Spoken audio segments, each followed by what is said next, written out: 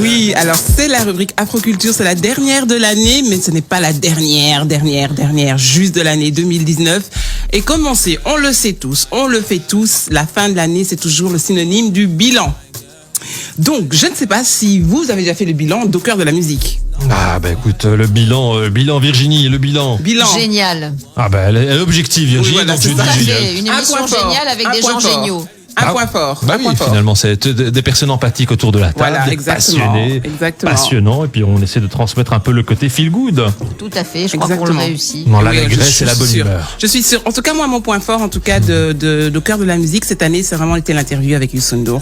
Ah, c'est effectivement. Parce que, voilà, c'est une légende. Et donc, voilà, au début, j'étais un peu, pourtant, c'est pas quelqu'un que j'écoute ou quoi, mais c'est le personnage. Ça m'a un peu. Il est charismatique, il est impressionnant. Et puis, on a été la seule radio en Belgique à avoir décroché cette interview. C'était le 14 septembre, on était là tous les trois, grâce à toi. Ahmed nous a filmé. Youssou N'Dour. Vous pouvez la retrouver sur Facebook aussi, l'interview. Et puis Kerry James, qui est aussi un grand personnage. Moi, je ne suis pas du tout dans le registre. Je dis que je n'ai absolument qu'un tabou, mais je me rends compte que j'ai quand même des tabous musicaux. Mais le personnage, j'ai eu un coup de cœur pour Kerry James. On salue aussi Singila, qu'on a eu l'occasion d'interviewer. Et puis la bonne nouvelle, mes chers amis, c'est que nous aurons plusieurs artistes de premier plan. Je vous en dis pas plus pour l'instant. L'année prochaine, pour notre plus grand bonheur. Voilà, donc ça c'était les points forts en tout cas Au cœur de la musique. Alors dans le monde afro, donc moi j'ai quand même deux petits événements en fait qui m'ont quand même marqué. Donc c'est déjà particulièrement The Year of Return qui s'est passé au Ghana. Donc The Year of Return veut dire l'année du retour. Voilà, c'est ça. Donc elle a été proclamée en 2018 par le président ghanéen. Alors excusez-moi tous les Ghanéens du monde entier pour le nom que je vais écorcher. Donc qui est Nana Addo Dankwa Akufo-Addo. C'est cela, c'est tout à fait ça. C'est tout à fait lui, n'est-ce pas? Donc, qui a donc proclamé en 2018 que l'année 2019 allait être l'année du retour parce qu'en fait, elle équivaut en fait au débarquement du premier esclave en Virginie. Donc voilà, c'est pour ça, il y a 400 ans. Et donc en fait, ce qui se passe, c'est que ils ont invité énormément, surtout d'Américains blacks, à aller aux États-Unis, retrouver leurs racines. En fait, c'est tout un voyage en fait. Ils veulent aussi évidemment que les Noirs américains investissent. Oui, j'imagine que c'est essentiellement économique.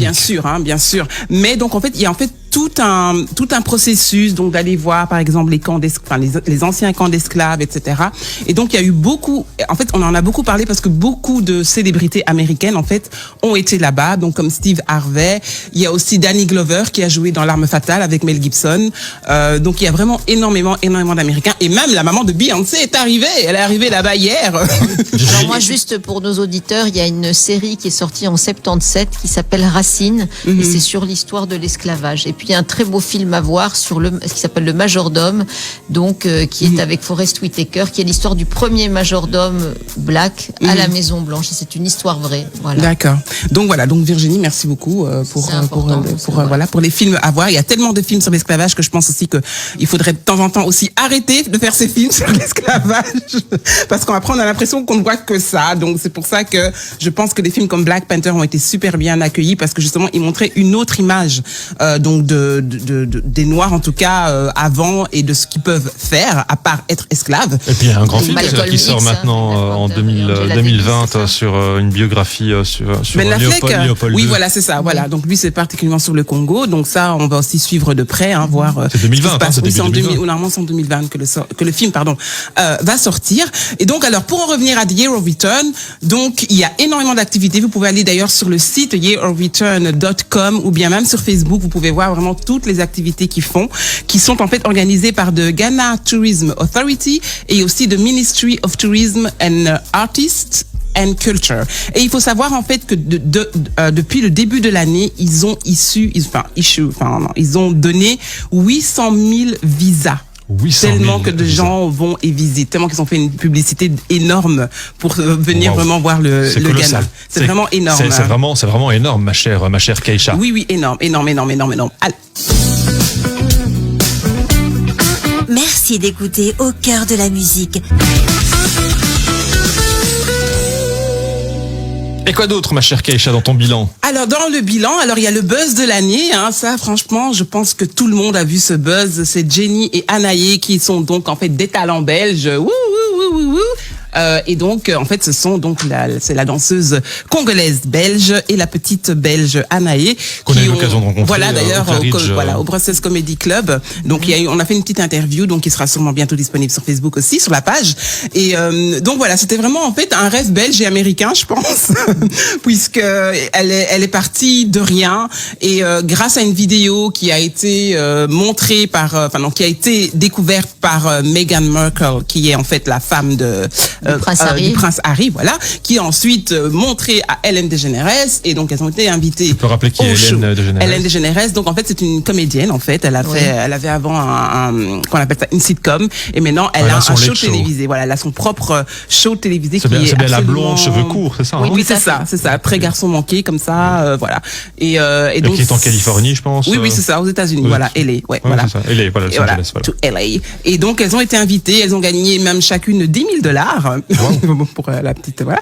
Et depuis vraiment, déjà que cette vidéo avait fait d'énormément de vues, mais là franchement depuis ce passage chez Ellen DeGeneres, là franchement on ne parle que d'elle. Elle a invité partout, Jenny et Anaé, tout le monde connaît, en tout cas dans le milieu de la danse. Elles ont reçu plein de prix aussi. Et donc voilà, donc je pensais vraiment que c'était vraiment un chouette buzz, surtout que c'est ici, ça vient de la Belgique de Bruxelles. Oui, voilà, ça de Bruxelles, de Rogier. Donc dans la rue du Progrès. Voilà. Numéro 43. Et donc voilà, et donc Jenny nous a d'ailleurs parlé un peu de tout ce qui s'est passé. Elle s'est mariée, enfin voilà. Donc vous verrez en tout cas l'interview très bientôt sur Facebook. Merci d'écouter Au cœur de la musique. Et donc voilà, on parlait des résolutions, et bien sûr, chaque année, tout le monde, à la fin de l'année, dit en tout cas 2020, je prends soin de moi, je prends soin de mon corps, je vais manger sainement, je vais maigrir, enfin bon, bref. Bref, les promesses qui n'engagent que ceux qui les entendent. Voilà, c'est ça. Et donc après, vers fin février, bon, on sait plus trop, les promesses où elles sont passées. Et donc, je me suis dit, tiens, je vais offrir aux auditeurs peut-être une clé pour pouvoir garder la motivation, pour pouvoir perdre du poids, prendre soin de soi. Et j'ai donc invité Monsieur Crossflow ici. Bonsoir Monsieur Crossflow. Dans les studios. Parce que je m'entends, oui. Voilà. Bonsoir Monsieur Crossflow. Bonsoir, merci d'avoir patienté jusqu'à cette heure tardive. Mais oui. Et vous êtes le monsieur nutrition, monsieur forme, si j'ai bien compris. Aussi. Et donc en gros, on est Crossflow Nutrition, on est une start-up belge. Et donc on a remporté d'ailleurs le Boss of Black Excellence. Ah donc, oui. Ah génial. Et consiste en quoi Et donc c'était un concours de pitch pour les entrepreneurs de la communauté noire. Et donc justement c'est la première fois que ça se faisait en Belgique, et donc ce qui fait que je suis l'ambassadeur justement pour l'année 2020. En 2020. Ah oui, quand parce même. que c'était fin d'année, donc oui, donc voilà, sinon ça aurait été quelques mois, ça aurait pas été super quoi.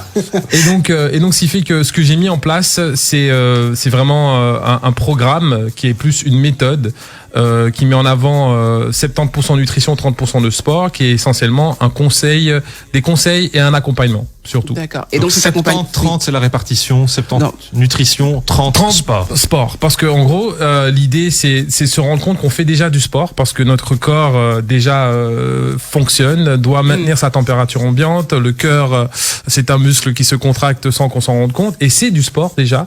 Et donc la plupart des personnes qui... Ah donc c'est formidable pour ceux qui ont une mauvaise conscience. C'est ça. Qui reste toute la journée à faire dans la télé. Vous faites déjà du sport. Magnifique. Et c'est ce qu'on appelle le métabolisme basal. Donc c'est justement de savoir combien de calories qu'on se retrouve à brûler rien que pour fonctionner normalement. Et c'est là que la plupart des challengers, parce que je les appelle plus des challengers que des clients, parce que je pense qu'on a tous un challenge dans la vie, que on se rend compte qu'effectivement les gens mangent pas assez. Et donc, si on a des problèmes par rapport à du surpoids, ou qu'on prend pas assez, ou qu'on n'arrive pas à dormir, c'est essentiellement parce qu'on ne mange pas en conséquence par rapport à déjà ce qu'on brûle en calories sur 24 heures. Et en fait, comment ça se passe? Est-ce que on trouve ça online? Est-ce qu'on doit aller? Est-ce que c'est des conférences? C'est comment ça se passe pour? En tout cas, c'est très simple. On est sur Instagram, parce que effectivement, sur Instagram, on peut être instantanément présent. Et donc, ce qui fait que je donne déjà ces conseils. Et puis après, ce sont des conseils que j'applique aussi pour moi-même. Donc, c'est pas juste dire écoutez, faites ce que je dis. c'est pas ce que je fais. Voilà. Et donc, ce qui fait qu'on est aussi disponible sur Facebook, sur LinkedIn, sur YouTube, et puis bientôt sur le site internet qui sera crossflownutrition.com. D'accord. Et donc, qu'est-ce qu'on peut trouver là? Donc, apparemment, j'ai déjà vu des vidéos de toi en train de faire des petites recettes de cuisine. C'est génial. Pour montrer qu'effectivement, les 70%, le vrai sport est là, en fait. C'est prendre le temps de cuisiner pour soi-même. On cuisine et en même temps on fait un peu de sport, ou bien c'est juste c'est séparé? En tout cas, l'idée c'est de segmenter un petit peu le produit, et donc faire en sorte que les gens qui sont plus intéressés par rapport à la nutrition, et donc voir quelles sont les petites recettes qui peuvent justement apporter du goût aussi, parce que souvent on pense que nutrition rime avec régime, alors qu'en fait nutrition rime avant tout avec plaisir. Plaisir, exactement, le plaisir de la bouche. Alors on sait aussi que est-ce que tu pourrais par exemple briser quelques fausses idées sur le régime? Voilà, déjà la nutrition tu as dit. Voilà. Mais parce qu'il y a tellement de régimes déjà. Quel régime dispo. Est-ce que c'est par rapport à la personne? Est-ce que tu personnalises en fait? Comment ça se passe?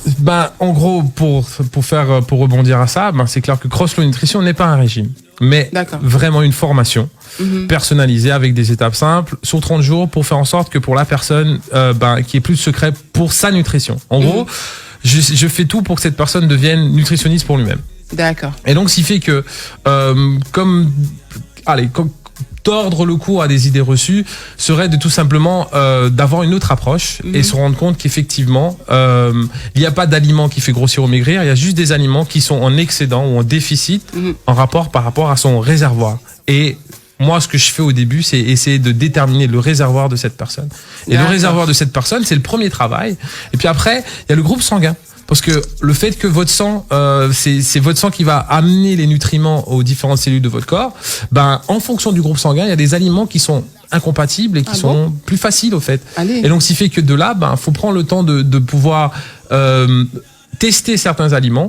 Et là, je n'invente rien. Je me suis tout simplement adapté par rapport à une étude qui a été faite par un certain chercheur qui s'appelle Adamo à l'époque, qui avait justement travaillé qui a fait une étude sur les différents types de groupes sanguins. Et en fonction de ça, on essaye, et via la balance, on arrive à effectivement voir si on prend ou si on perd par rapport à le fameux calcul qu'on fait pour se mettre en déficit. C'est pour ça que finalement on dit qu'on est tous inégaux face à la génétique. C'est ça. Il y en a qui mangent comme des trous et qui ne prennent pas un gramme. Il y en a qui mangent peu, qui grossissent. Même une pomme, elle grossit. Alors génétique, c'est un gros mot. Maintenant, j'irai plus sur les morphotypes, parce qu'on a tous des morphologies différentes, et donc ce qui fait que le fait qu'on a une morphologie spécifique fera que quelqu'un comme moi, par exemple, je suis du type endomorphe, si je mange des pâtes donc qui sont des sucres lents, le lendemain, je prends sur la balance tout simplement. Maintenant, est-ce que je vais me priver de pâtes? Non, c'est juste que je vais essayer de faire en sorte que mes pâtes soient au moment où mon corps est le plus chaud et va fonctionner être le plus actif, donc en journée.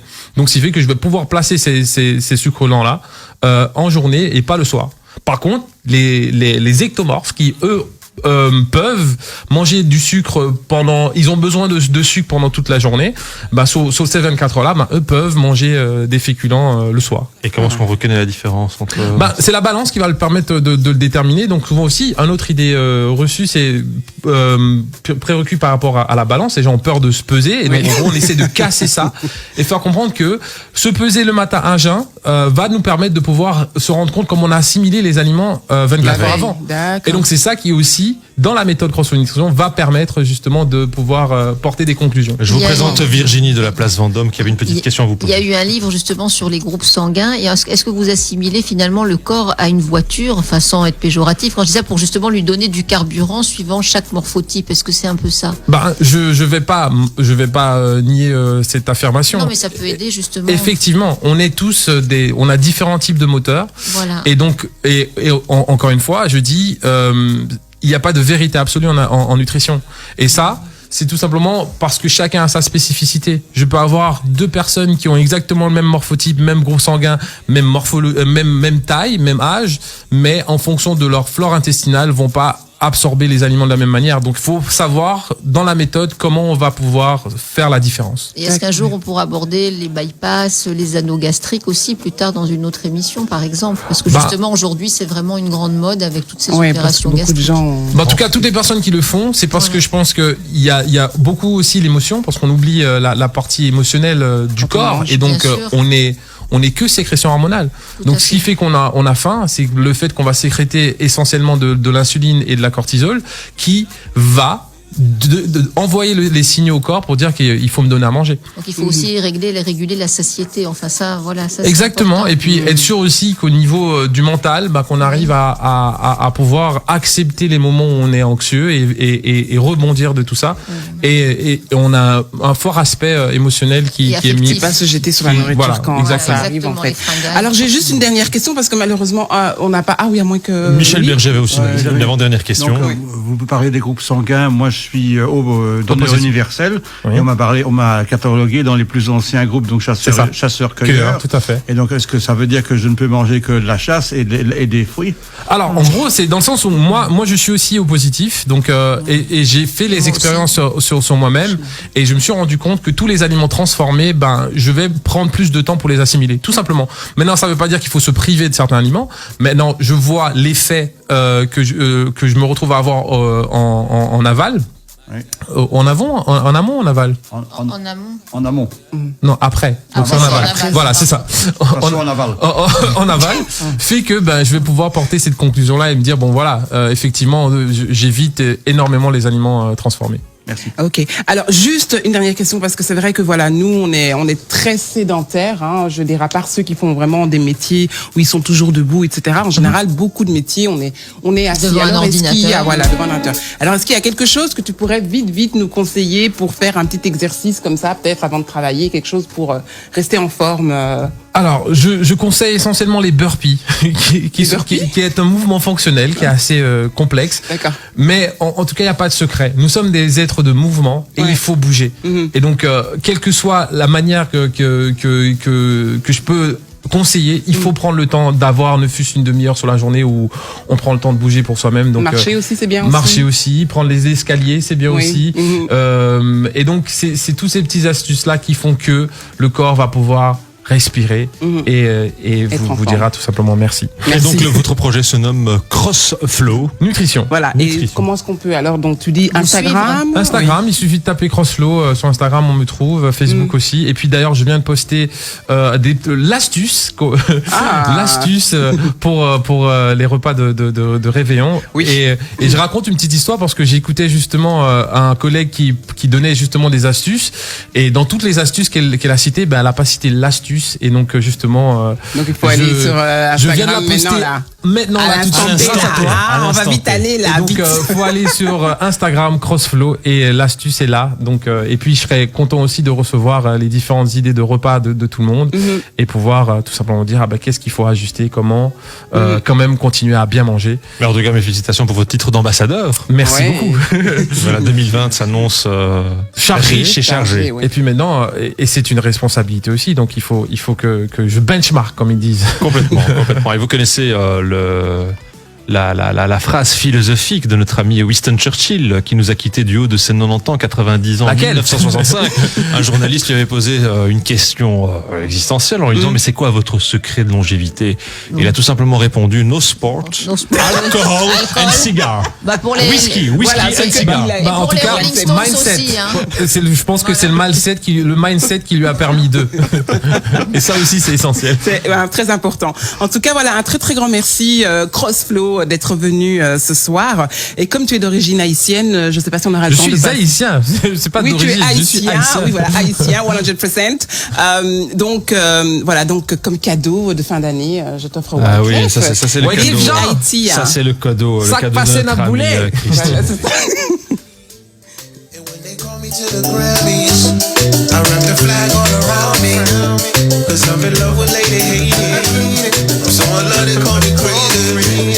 I left the music when they hate it, even though they try to stop me. I seen the earth shake right under her feet. She told me, baby, don't weep. I'm sitting on Oprah, tears in my eyes. I knew your story ever since a kid. Developed a crush when I heard what you did. 1804, you made my people free. You the reason I feel I could be anything. She in the white shirt, under the hot sun. En tout cas, merci Christine pour ce choix judicieux. Wyclef Jean, haïtien, compatriote, à notre cher ami. pour tous les Haïtiens de Bruxelles qui écoutent. Hein. Ah si, on est beaucoup. C'est vrai? Bon. Ils sont 8 depuis. C'est juste que tu n'entends pas, mais on est beaucoup. Ah, on est beaucoup, hein? Vous êtes cachés, en tout cas. On est beaucoup en France aussi, mais on est beaucoup ici. Mais en Belgique, bah regarde, celui-là, tu savais pas. Alors, c'est juste qu'on est sous-marin. Ah, c'est ça. Ah bon, en tout cas, merci, ma chère Christine, pour ce voyage dans la rubrique Afroculture. Merci pour cette belle année 2019. Tu nous as accompagnés dans la matinale Salem, Arabelle.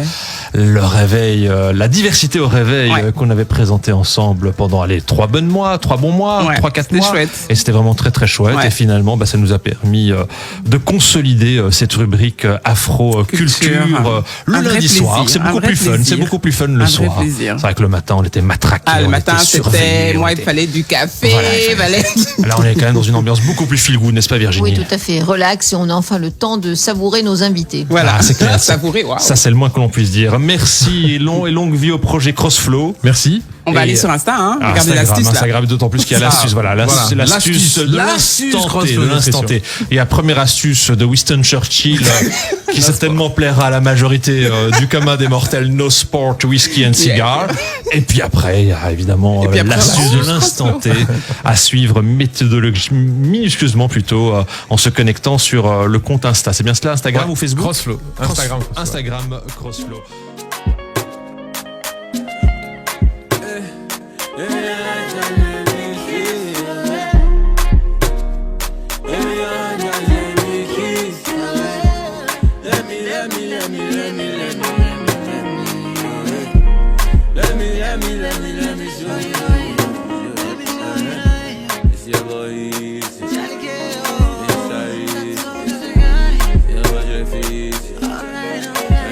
Let me